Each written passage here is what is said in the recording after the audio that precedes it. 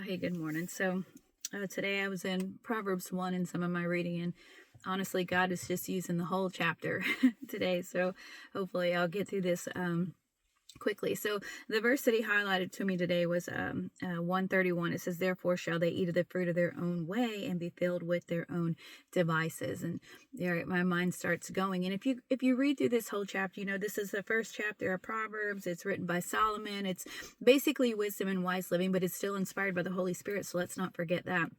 Now, in the first 5 verses, we can see where he's like, hey, you need to know wisdom and instruction and perceive words of understanding, receive instruction, wisdom, justice, judgment, equity, give subtlety to the simple, knowledge, discretion. He tells us that a wise man will hear and increase learning, and a man of understanding shall attain unto wise counsel. So in the first 5 verses, we see an increase. Like, it's our responsibility to go after these, to grow in these, to be seeking these at all times. And then you see in the next couple verses 7 through 9, where he's talking about the fear of the Lord being the beginning of wisdom and knowledge, and fools despising it. And he goes on to say, hear our instruction in the law, because this is what it does for you. He says, for they shall be an ornament of grace unto thy head, and chains about thy neck. Okay, so here's the starting place, and it is adorning. It is beautiful. The outcome of knowing wisdom and instruction,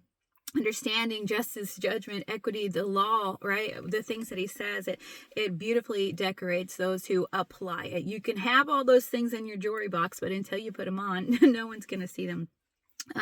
Then we go through 10 through 19. That's several verses. And in these verses, he's saying, if sinners entice thee, consent thou not.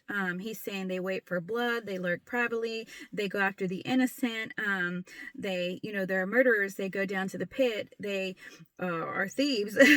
And here's the thing. If you read through all those, because I'm not going to read through all of them, and all the things, you can read that yourself. He tells us that, sin, evil, it can be very inviting.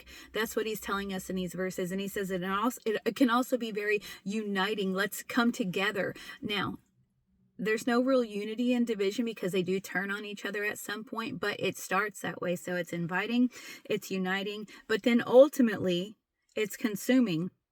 It's completely consuming, and what it does is it destroys, and it offers destruction, what we'll see a little further down. So if you go more through 20 and 23, then he begins to talk about wisdom and how she goes after us, how she's constantly trying to get our attention, trying to seek us, crying out for us, telling us the way, saying, hey, turn, don't do this, don't do that.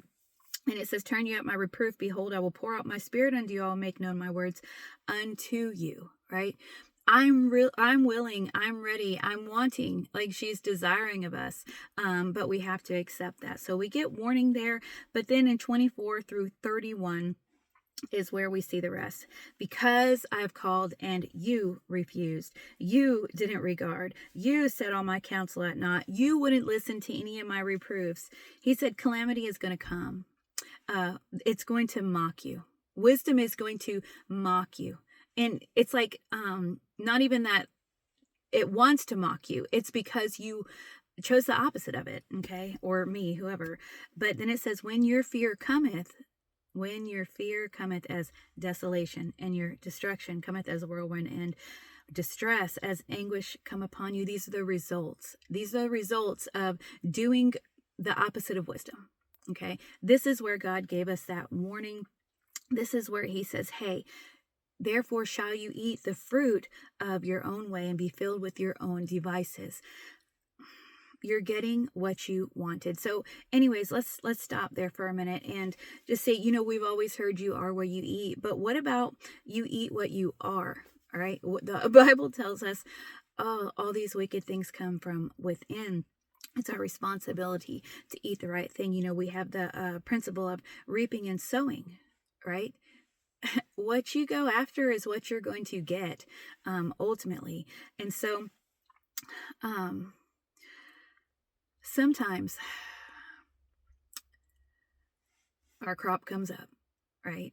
Our crop comes up. What we've been reaping, we're going to sow, and what we've sown, we're going to partake of, we're going to eat.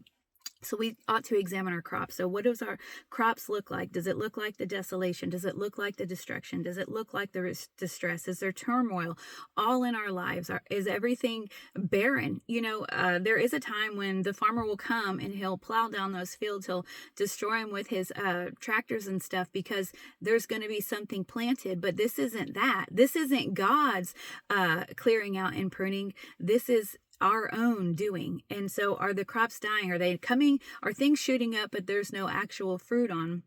We have to examine what's in our life. The Bible makes it clear that there are fruits of the Spirit: love, joy, peace, long suffering, gentleness, goodness, faith, meekness, and temperance. Are those things relevant and coming about in our life?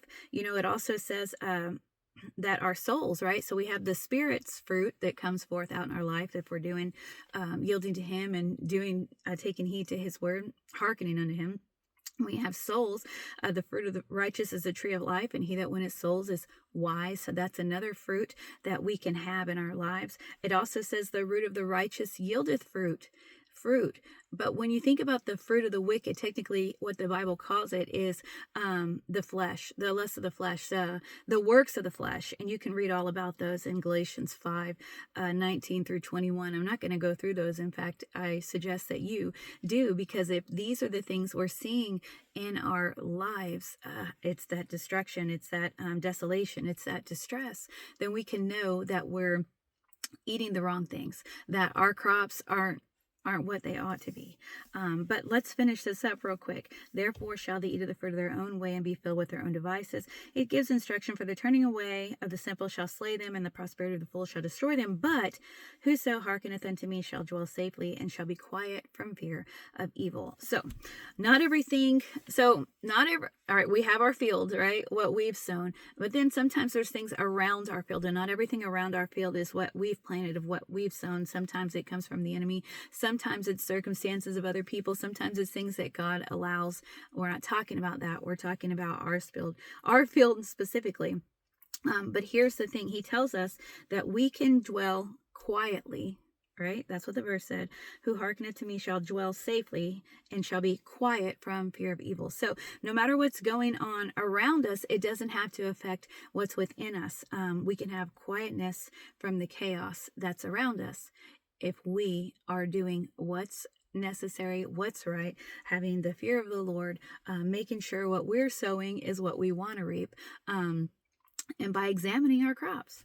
It's just such a good thing we should do often. Like, what's going on? Is it turmoil? Is it chaos? Is it destruction, distress? Is it barren? Or is it fruitful? And is it fruitful in the things that God said? Because sin can be pleasurable for a season. It can be fruitful right, what seems to be fruitful for a season, flourishing, but it overtakes you. So anyways, I hope that can help you. Therefore they shall eat of the fruit of their own way and be filled with their own devices. So it's not just you are what you eat, but you eat what you are. All right. Be blessed.